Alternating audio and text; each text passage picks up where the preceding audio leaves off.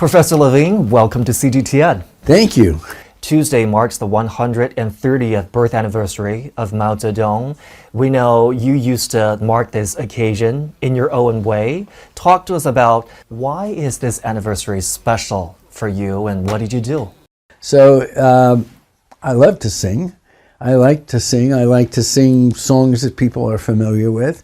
没有共产党就没有新中国，毛主席之书，刘永和，洪湖水. Often if I play them for people who aren't quite as old as me, but pretty close, they'll frequently get excited and they'll start to dance. And they'll say, thank you for bringing back our childhood. All right.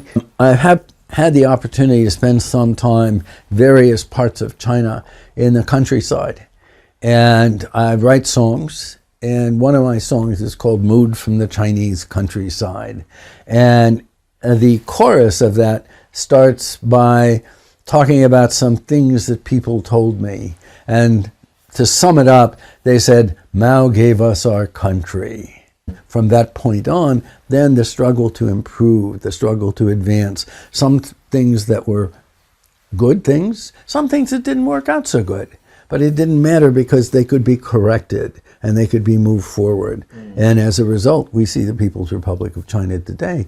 There's nothing like it was in 1949, right? And so much better, unlike some countries where actually conditions get worse. And that hasn't been the case for China. And as I listened to the other foreigners, people from Mexico, people from Pakistan, many people from Russia, people from Kazakhstan, people from a wide variety of countries, and I was astonished what I heard, because they were talking about how wonderful it was to be here, because when I was young, I learned about the great leadership of Mao Zedong when I was in school. And I'm thinking, that's not what I learned in school. What an interesting childhood that must have been. And I'm thinking, wow, these people from these other countries really have an interesting perspective. A much better perspective than I grew up with, because perhaps definitely a more honest perspective. So I think for many people around the world, I don't necessarily know about leaders, but among ordinary people, I think probably there is an extraordinary amount of respect and admiration for what Mao Zedong was able to do for China, and what those who have followed him have continued on that path. But I think it's important that he be recognized. His contributions to China were incomparable. Other Chinese leaders have done enormous things in terms of moving China forward, but it all started with Chairman Mao, and I think that was very important, and he needs to be recognized for that. And we understand you have a few items right here at home that are related in Mao. Can you show us some of them and let us hear the stories behind those items? Let me show you a few of these. I don't know, 2 years ago, there was a lot of attention paid to this book. This is Red Star Over China by Edgar Snow. But this is 1946. This was 9 years after it was published. I have a newer version, but this one's a very old one. Copy, yeah. Very old copy that I've had for many years. It's one of only a handful of things that I brought from the United States. The thing that most impresses me, I teach at Minzu University of China, right across the street. All right, so there are various sections where Snow is talking about Mao in particular, but other Chinese leaders actually sitting down with different leaders of different Chinese ethnic groups, often which were at struggle with, in contradiction with each other. And the position of the Mao and the Communist Party was, we all have to work together.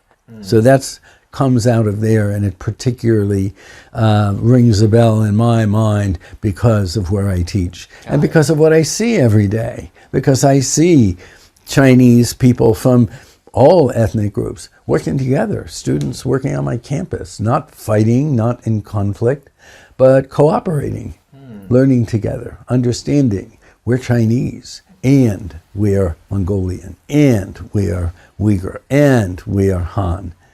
But we're Chinese. And it was that unity, and I see that in that book. How do you think Mao's cultural and ideological works shaped Chinese society and its cultural landscape? Because a lot of them are classics. Poetry, because this is part of what Mao shows. So that art is part of that. And that's why here's Mao becomes a political leader, right? And who has this experience and background and talent in art, and that continues to be part of what is important in China today. Whether it's his art or somebody else's, it's still part of China. And I think his having included that and having come with an artistic background is part of what makes that possible. And I got this, it's called Illustrated Poems of Mao Zedong. So there's two, and this is beautiful, it's got beautiful drawings, paintings, but in addition to that, it has the Chinese, and it has an English translation. And it not only has an English translation, but it has an English translation that can be sung. All right, and that's a lot of times somebody will translate something and it has the literal meaning, and it even has the meaning is good, but you can't sing it, right? You can't sing it, but this everything here can be sung. So there are two songs that I have that I've actually, two of these poems that I've actually turned into songs. One of them is about Mao Zedong's first trip, I guess maybe his only trip back home to Shaoshan. And then the other one is called The Long March. Would we have the honor at all today to hear you maybe perform a little bit on his works? I would be happy to do that. Of the trying long march, the red army makes light. Thousands of rivers and mountains are barriers slight. The 5 serpentine ridges outspread like rippling rills.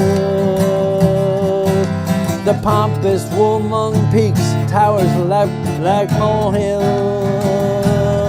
Against warm, cloudy cliffs beat waves of golden sands. With cold iron chain bridge river Dadu is spanned. Glad to see the mid-range snow-clad for miles and miles. Our warriors who crossed it break into broad smiles.